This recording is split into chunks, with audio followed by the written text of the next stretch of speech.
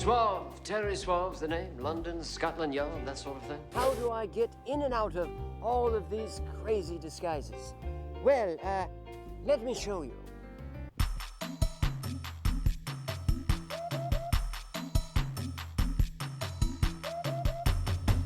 First I was Terry Suave, then I became Turtle Man. My face is like Rich Little. It's just completely neutral, so I can move it into anything I want it to be. George Bush, or a Garth, or Al Pacino. So how's it going? Do you want to, I don't know, we could go to a club or whatever you want to do. The hardest thing for me is to sit him down in a chair for 2 hours and try to find, prosthetic pieces, blend them into his face, because he's got me laughing. Ask not what your country can do for you. Ask Dan Rather, he'll know. I'm going to call him Buttercup. I think I'll remember just being in that makeup chair, Kevin Yeager and I getting there at 3 in the morning. It's just pitch black, and getting in a camper and just him working on me for hours, and then kind of seeing the character come alive. I am Prince Lalejama from the Ringy Dingy Heights near Bombay, Calcutta, and New Delhi, India, India, India, India.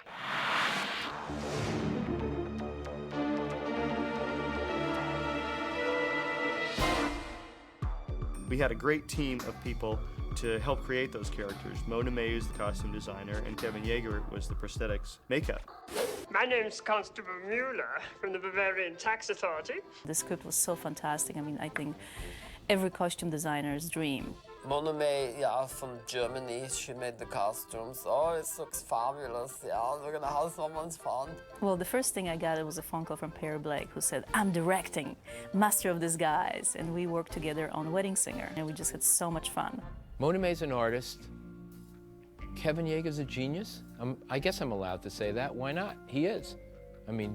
It's an art form of the highest level. This guy right here, Kevin Yeager, or I call him affectionately Skleven Flager. He helped design, or he did design this look. Because we wanted to look half human, half turtle, and I didn't know what it was going to look like. I just said, I'm half human, half turtle. And Kevin said, what does that mean? So I got up in his face. We're friends now. I go, listen, man, I don't have time for your games. I said, half turtle, half human. Okay, so do your magic, makeup man. Yes, he's the real Master of Disguise. I read the script. I get what they have to say and their opinions. Then I meet with Dana. He comes in for a life cast. We take a dental material called alginate, and we put it all over his head. And he sits for about 15 minutes, and we pull it off. We pour stone in that, and we basically make a positive, hard stone of Dana Carvey, and we begin to sculpt on that. It was amazing. Like, say I said I wanted to look like Robert Shaw, and he would take some Polaroids or some pictures of me just kind of making the face like Robert Shaw. And I'll put them onto the computer, and using Adobe Photoshop, I'll start messing with that. And then he would design all this stuff, and he would make it look like Robert Shaw. Changing the pixels around, adding, heavy weight to them, or a mustache or something like that. And then he would bake in his little Susie Baker oven and bake the rubber pieces and stick them on, and then I'd make the face. Ever seen a shark's eyes, Chief? Kinda like those eyes, all black and lifeless like. What happens when the makeup starts to come on like this, a lot of things will occur to me, like even with Turtle Guy, I was like, I can do this and it's funny.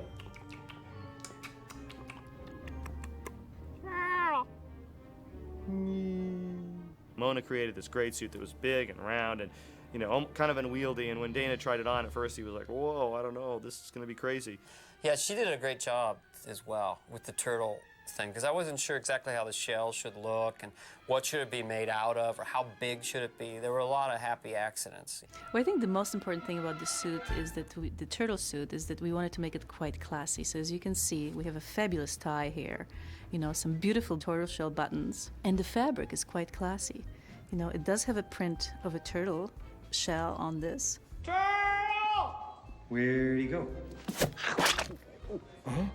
I didn't know the Turtle Guy was going to really walk and talk like that until I got the stuff on. And I started just playing with Turtle and just staring off and all these different moves. Once I got the shell and everything, it all kind of happened that day.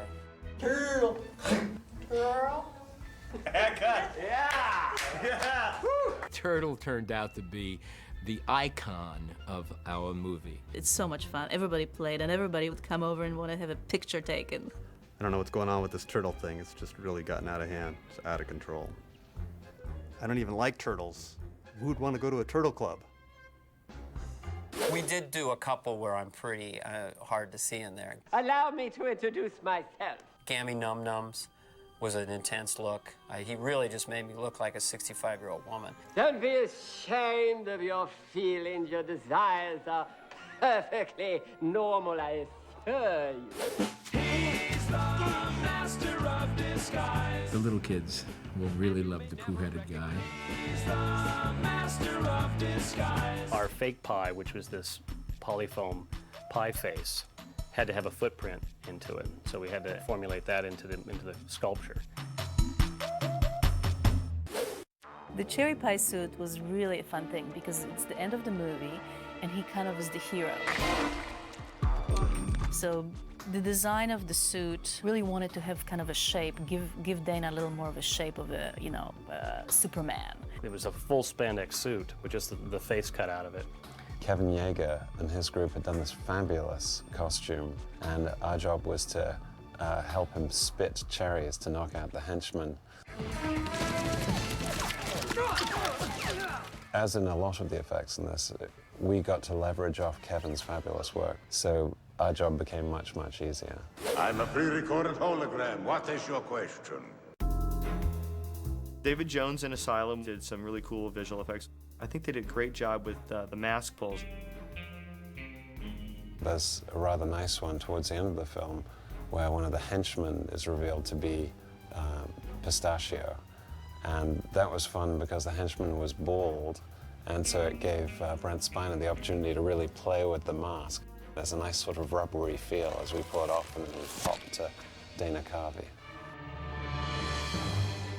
One of my favorites is when Fabrizio, even though he's disguised as Bowman, changes back into Fabrizio. Take that mask off your face. And we decided we were going to have it when he shakes his head, that parts of his body would change back into the other guy. So we had James Brolin as Fabrizio and Brent Spiner as Bowman do similar actions. We had to hold them real still and they couldn't really move, and they both did this kind of action where they would shake their head and then kind of like they were coming to kind of out of a trance. And he goes through a few different transformations till we finally come to where all that's left is his eyes.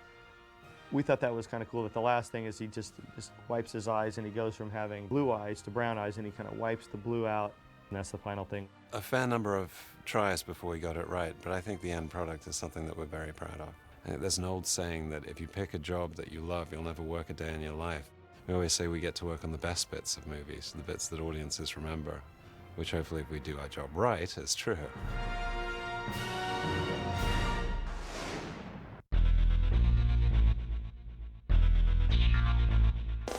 Oh, real Bowflex man, aren't we? That's the most ridiculous thing I ever. That's right. You gotta fight the evildoers in America today.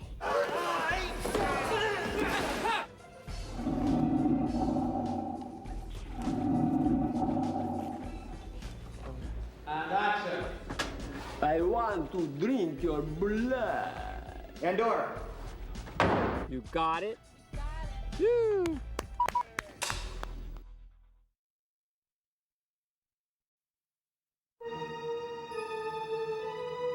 We've set the world of the disguisees slightly above reality.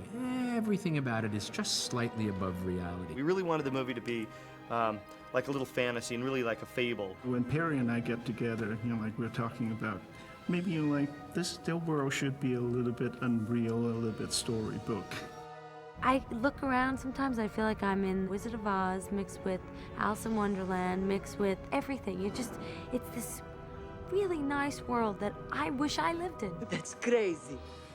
So crazy it just might work. We kind of wanted to make it just our own little world, so we used the backlots to help do that, and all the locations we chose. They were colorful and they were fun. That developed further into sort of separating out the Disguisey family versus Bowman and his gang, and trying to separate them through the use of the set dressing and the sets themselves, as well as even with color. When I talked to him, I said, I really want to have a lot of color in the movie. I don't want it to get too garish and too, cartoony, but I want to use a lot of color. We talked about ways to do it, and we came up with this idea of using lights to light the backgrounds. So I think probably the best example is of using light to create whole characters with Bowman. I wanted him to always be in a white suit, but he was always going to be wearing blue shirts and blue ties, and I wanted his whole world to be blue. So we found this great mansion up in Beverly Hills, which was basically all white, but very ornate and very detailed, and with white and gold. And you can see all those scenes, they're all very blue, different tones of blue, and down in his underground lair, we lit that with blue light, and even the scene where the parents are kidnapped, a big old white Rolls Royce comes up, and that scene's very blue also. On the other hand, for Pistachio's world, we made it red and orange and really warm colors. As we were doing the production design, Alan Au, the production designer, created some of these, some great sets, I think. Alan also designed a facade, which is the front of a building, at the end of a little street on the back lot, so that we wanted to create our own little world there, like Pistachio's neighborhood. We can actually match 3 different locations that's supposed to happen, like the restaurant, the apartment, and the exterior. I so enjoyed meeting you last evening. Yeah, listen, Pistachios, I know we had some laughs at the bar last night, but you're not my type. Well, I think one of the other sets that was a big challenge for us was the set that we called The Nest, which we built within a warehouse, an existing warehouse in downtown Los Angeles. So, Grandpa, this is the attic. Initially, they were in sort of more of an attic space, which we also built within the same, it was part of the same set. And then within that set, probably one of the more challenging elements was pulling off this bookcase that comes apart. We wanted to feel like, not slick and modern, like it really opened easily, but it was like cranking, and the wall sort of slowly opened, and all this sort of magical stuff happened. We wanted the Nest to be a place that just looked like a cool place to go if you were a kid, and you could go and try on costumes and masks and noses, and just kind of have this kind of secret magical feel to it. And I think Alan really pulled that off. Now, Pistachio, sometimes during your travels you may be required to defend yourself. The slapping dummy was an idea that actually came down from Dana initially. That started off as a series of sketches. We quickly went into development with that with Jim Henson Creature Shop. We wanted to really feel like it was old and not like some computer kind of generated thing, so we got a guy who fit inside there. What? We kind of designed the slapping dummy around him so his arms could fit in his head and his body, and he fit in there perfectly, and he was really great at, always had a great attitude. He'd get in there and, he'd be in there for like, an hour, and we'd almost forget that he was in there because, the slapping dummy would just be slapping and spinning around and doing all this stuff. And then finally you'd hear like, he'd be like, oh, Gabriel, okay, let Gabriel get out because I need some air. What were you doing in the slapping dummy? I slapped you. Oh. We decided like the end scene of him should be him running down the street. Look at him chasing the little fellow over there. Come back here, slapping dummy man. I mean, it's just absurdly wonderful, isn't it? And then they just decided to, sit there and have a soft drink after and kind of talk about what it was like, working together. I'm telling you, must really love to slap. I love to slap. Yes, you love to slap, yes. What you people still doing here? You just saw the movie, okay? I'm trying to talk. All right? Goodbye.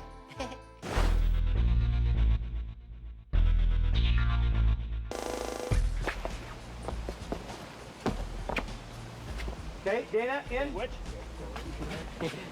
Okay, ready? Here we go. This is the big headbutt. Here we go. Everybody ready? Everybody ready? Two sizes. This is it. Here we go, Dana. And this one's for you, Chiefy.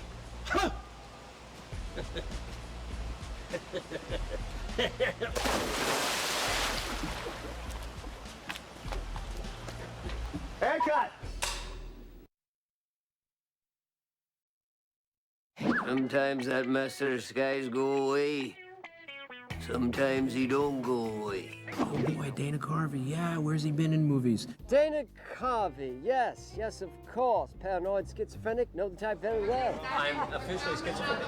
Say hello to my little winner and my little nuts. And I think it's time for you to put a squeeze on your chat box. What? I'm a huge fan of Dana Carvey's. I mean, I would say really, more than anything else, that's the reason I'm here. Make it so, number one. Dana Carvey, a very strange man, full of hopes and dreams, none of which will ever come true. Great. I think he's hysterical. I think he's absolutely hysterical. And he's so good at impersonations. It's outrageous. He does Bush. God bless America. We'll protect freedom here at home and on abroad. Mr. President? Folks around here call me W. For 6 weeks, I thought his name was Dana Garney. Ding dong, ding a ding a ding wad. Then I thought it was Dunagini. Hut 1, hut 2, I need a Charleston chew. Finally, I figured out it was Dana Carvey. Get it, got it, doubt it. But he's a lovely young boy. You are my sister. You don't have a sister, you pea-brain. I'm your grandfather. Yes, that was my next choice. There is something gentle about it. And there's something gentle about Dana, I don't know, in the writing. Very talented, very sweet, kind of a moron, but basically nice. The question is not who I am, the question is who are you? Dana has far more people in him than anyone suspects. Hello. People are really interested in seeing him, you know, in a broader vehicle, and Master of Disguise is that broader vehicle. My first draft, I wrote a Mission Impossible spoof where I was part of a team from the old TV show. And we had like 5 operatives, and I was the disguise guy, so I was called Master Disguisey. Then we had Figure It Outie, who was the real smart guy, and we had Kickaballs, who was the kind of the strong man. And then developing it, and they didn't really like that one. Then I wrote a draft where the Partridge Family is kidnapped and at gunpoint forced to reunite to launch this worldwide cable channel. I like that one, but they said, try again. So then I wrote another draft and finally kind of came up with this story, which they really liked. Dana and Harris Goldberg then collaborated and wrote another draft of the script, and that was the one that we kind of dug into. And action. Assistants commonly fall in love with their disguising masters. Can you resist the pistachio?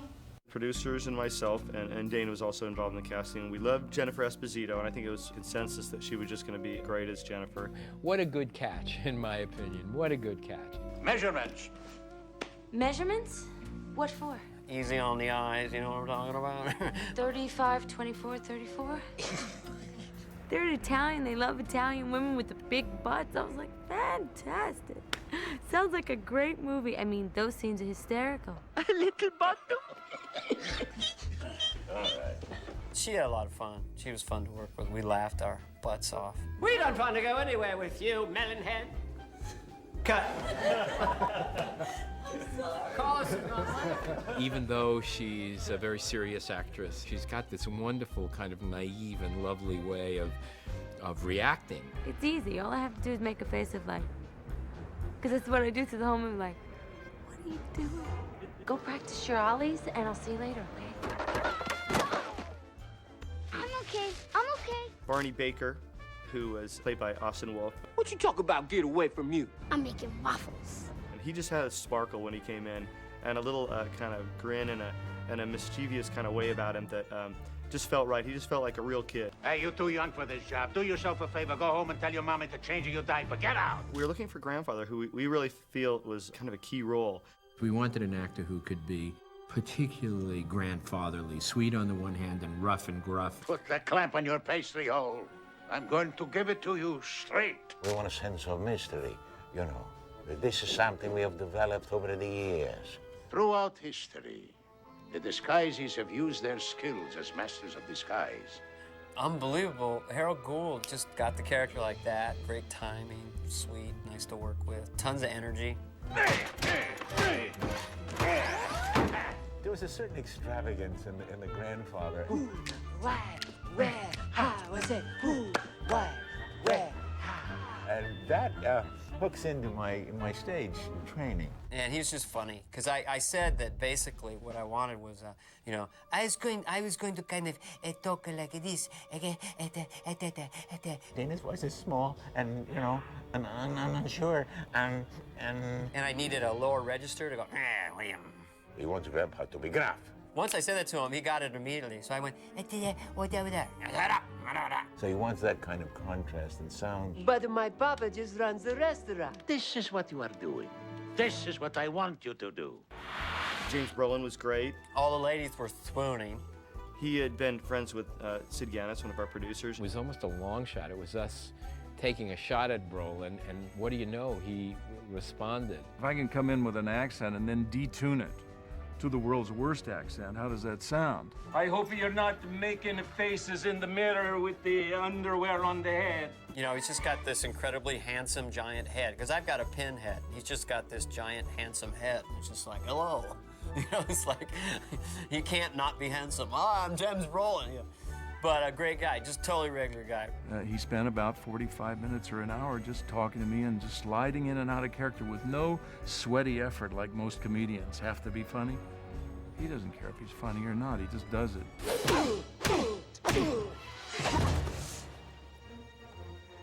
No more caramel corn for me. Well, the description said an incredibly sweet Irish woman in her 50s, red hair, and a very large behind. And I said, call them up. I wish we could have had her more in the movie because she was fantastic. Remember me? Devlin Bowman? I try not to burden myself with script, character, things like that. I just want to be pure. Brent Spiner, yeah, Data. He taught me how to do Patrick Stewart. Make it so #1. He was just really such a fine actor, and I knew he could give us a character, a villain that we would kind of love to hate. And he was somebody who I think really took the character and really pushed it. The thing I like about playing villains is I get to play that which is closest to myself. I'm going to crazy glue this to Fabrizio's head. Then tomorrow, I'm going to push him over a cliff.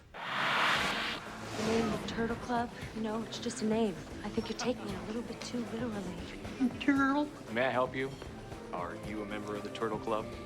Well, not exactly. Not exactly, but am I not turtly enough for the Turtle Club? And cut. Great. Good job. When I thought of directing the movie, I just thought, what better movie than to work with Dana Carvey, who is just an amazing human being to start with. Oh, yeah. He really made the movie look cool for the amount of budget we had. And cut.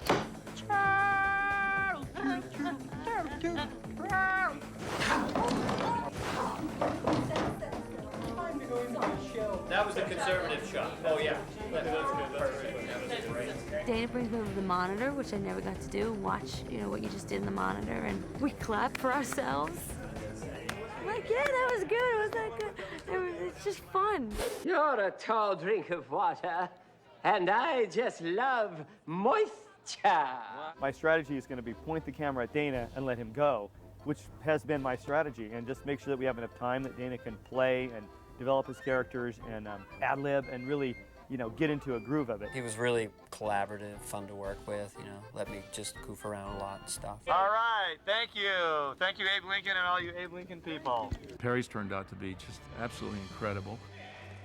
He's kind of like a mechanic, he's like a carpenter in a way, and yet he talks to actors, you know? He does this thing that a lot of directors don't do.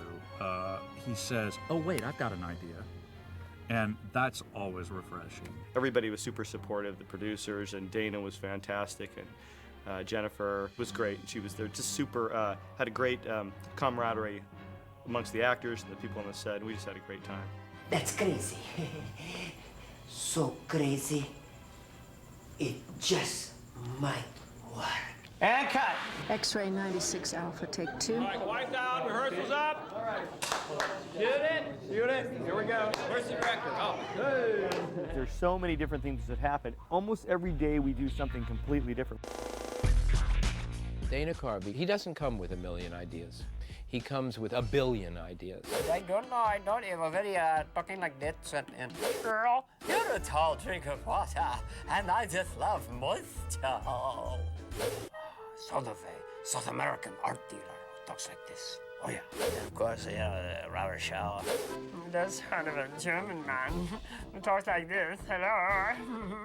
And Teddy Swav, ding dong, ding a ding a ding ward, of course.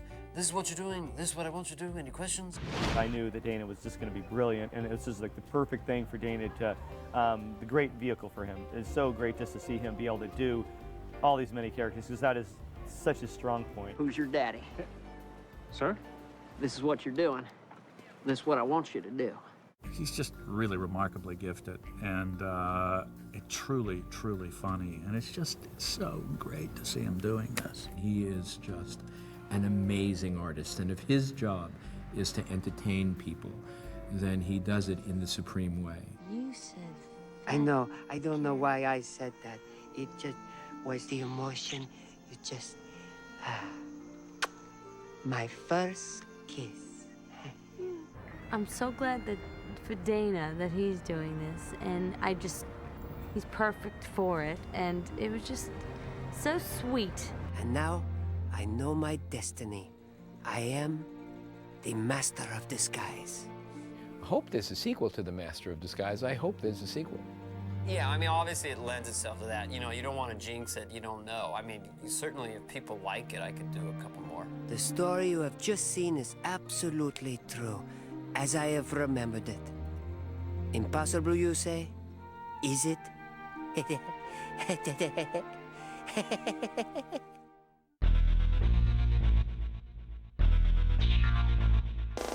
Now I need a catero.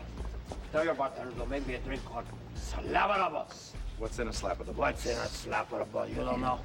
Okay, lemonade, 2 little cantaloupe bus. Forget about it, I'm working. You better make it a virgin Slap-a-da-bus. How do I make a virgin slap of the balls? I can't help you with that, my friend. Hurry it. Booyah!